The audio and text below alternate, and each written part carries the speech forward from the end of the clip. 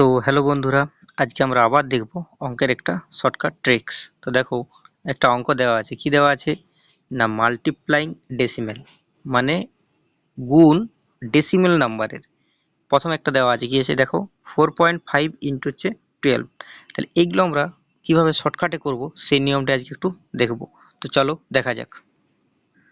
তো দেখো কি দেওয়া আছে, 4.5 ইন্টু 12। তাহলে এইরকমভাবে গুণটা করা খুব কঠিন। তাহলে আমরা কি করব, এই যে 4.5 আছে, এই 4.5 সবসময় ডবল নিয়ে নেবো। কত ডবল? 4.5 এর ডবল করলে 9।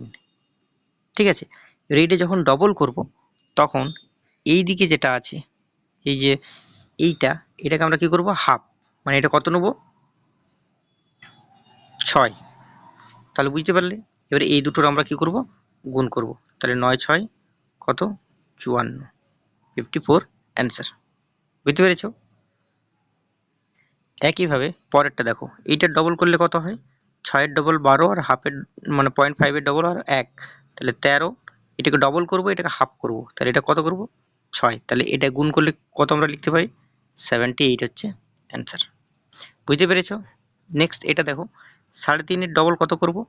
7, আর 12 এর হাফ কত করব? 6। তাহলে এটা কত হবে? 7 6 42।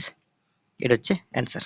আশা করি বুঝতে পেরেছো কি করলাম। আরেকবার দেখো, প্রথমে আমরা কি করব, প্রথমে যেটা দেওয়া আছে 0.5 দিয়ে সেটাকে আমরা ডবল করে নেব।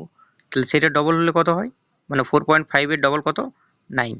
ঠিক আছে, এরপর আমরা কি করব, নেক্সট যেটা দেওয়া কি করব, অর্ধেক করব। ঠিক আছে, একটা ডবল একটা হাফ।